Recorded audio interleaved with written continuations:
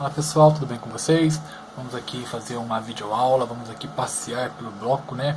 Vamos aqui dar uma olhadinha em cada tópico já estudado em nossas aulas pelo Google Meet. Lá na página 276, né, iniciamos nosso capítulo 1, Tempo e História. Falamos um pouquinho disso ao vivo pelo Google Meet, né? Mas o que seria o tempo? O tempo. Essa definição tão difícil de tempo. O tempo você pode pegar o tempo. O tempo é somente passado, somente presente, somente futuro. O que é o tempo? Estudamos e vimos que o tempo está em tudo, pessoal. Desde o tempo natural, o tempo da natureza, que é o tempo natural que não depende das ações humanas. E também o tempo cronológico, que é aquele tempo medido pelo relógio, pelo calendário. Um tempo onde o homem criou essa medição para poder ajudar, né, no seu cotidiano, no seu dia a dia. E hoje não vivemos sem isso, né, pessoal? Além disso, também temos o tempo histórico. O que seria o tempo histórico? Seria aquele tempo onde nós, pesquisadores, historiadores, observamos a sociedade antiga, por exemplo, Brasil Colônia, como era a sociedade, como era a cultura daquela época e como ela está hoje, com influências que elas sofreram, as consequências disso, o que aconteceu, o que deixou de acontecer, como aconteceu. Essa observação chamamos de tempo histórico, pessoal. E também estudamos aí na página 279 a perspectiva de tempo, né, o tempo histórico. Vimos aí a perspectiva diacrônica. Qual seria essa perspectiva diacrônica? É justamente uma perspectiva do tempo, uma observação do tempo, onde você estuda um objeto, vamos colocar aqui o Brasil Colônia, e também estuda o que aconteceu antes do Brasil Colônia, que influenciou chegar até aqui, até o Brasil Colônia. Perspectiva diacrônica.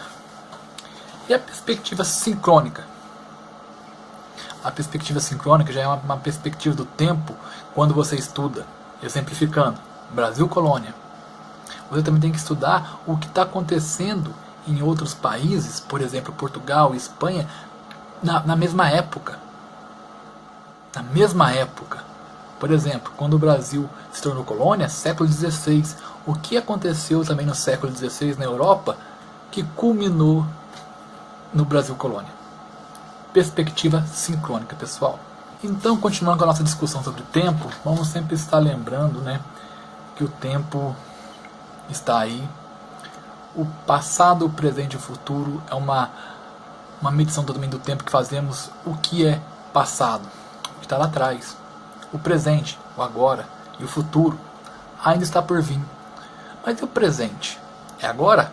Opa, mas já passou. Oh, passou de novo. O passado continua atrás, e o futuro, opa, está chegando, passou o presente, passado novamente.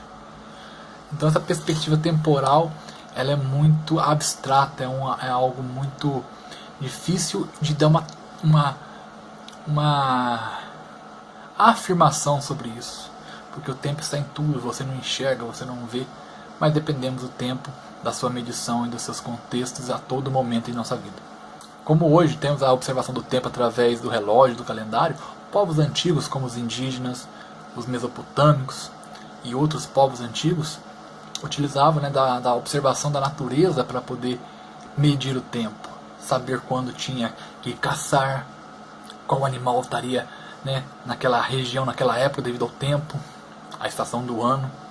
Eles sabiam através somente da observação a época de chuva, a época de seca, quando plantar, quando colher, as horas do dia, através do sol, a sua localização. Então a nossa medição atual, antigamente era diferente, mas não menos precisa. Tá ok, pessoal?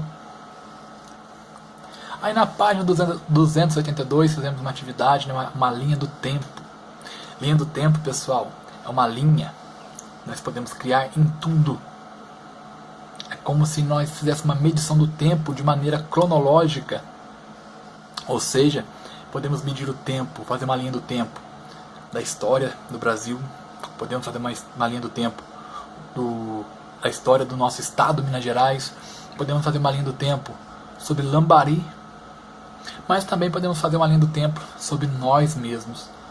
Por exemplo, nós pegarmos, né, acontecimentos que marcaram a nossa vida e de maneira cronológica, do primeiro até o último, em maneira crescente, e datando as coisas importantes, colocando as suas datas e embaixo colocando o que aconteceu, para que de uma maneira gráfica você consiga, né, fazer uma representação da sua história, assim como do seu estado, do seu país, do mundo. Basta você escolher um tema, pesquisar sobre ele e fazer a linha do tempo que você deseja. Na página 282 temos ali uma linha do tempo que representa, né, os principais períodos, né, do Brasil. Porque a linha do tempo, os historiadores, cada um tem a sua pesquisa. Então, para cada historiador, para cada livro, existe uma linha do tempo. Porque aquele pesquisador, aquele historiador definiu aqueles pontos como importantes, como outro historiador pode definir outros pontos importantes. Assim, por exemplo, que estamos em Lambari. Se formos pesquisar sobre a cidade de Lambari, talvez eu, professor Eduardo, vou determinar alguns pontos importantes sobre a cidade de Lambari. E você que está aí e for pesquisar também, vai talvez encontrar outros pontos importantes, porque é a sua visão daquele acontecimento, da sua pesquisa. Tá ok, pessoal? Dessa forma, pessoal, nós encerramos o capítulo 1 na página 284, né, quando falamos da periodização da história. A periodização é justamente essa demarcação de períodos, onde inicia e onde acontece uma ruptura, onde acaba um período e inicia-se outro. Essa periodização também é muito voltada a cada historiador e a cada pesquisador. Como eu já falei, cada pesquisador, cada historiador tem o seu método, a sua opinião e a sua visão sobre um tema. Brasil colônia, Brasil. Então, o historiador vai lá e analisa. Eu quero falar sobre economia, então vou marcar os pontos mais importantes economicamente do nosso Brasil. O Brasil colônia, século XVI, iniciou-se ali uma colonização portuguesa. Século XVII, tal coisa. Século XVIII, tal coisa. Quer dizer, uma pesquisa voltada para a economia.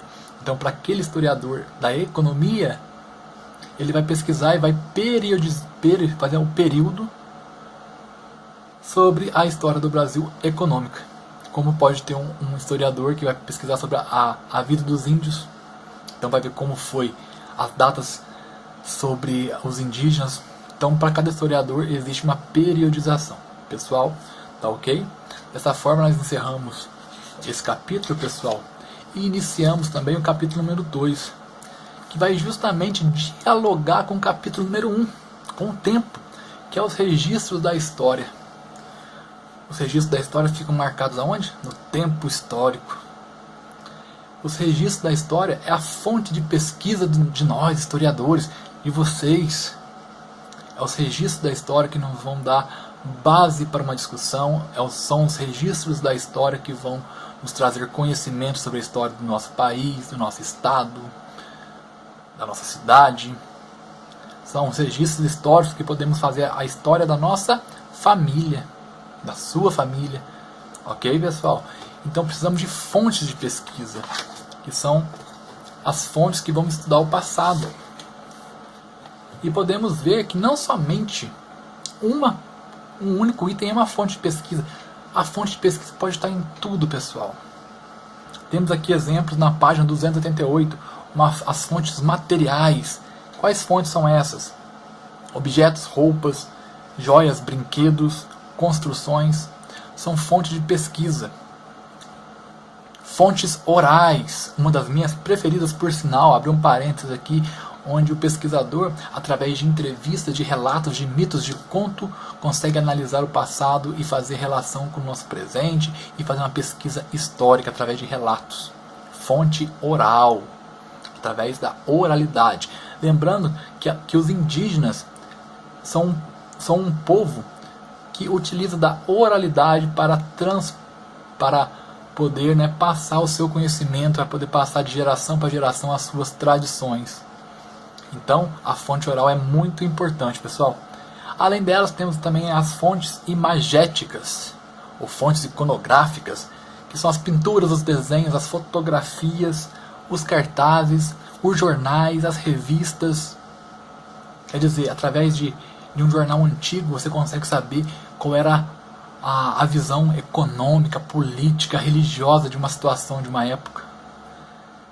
Também temos as fontes escritas, que essas são as documentais, né?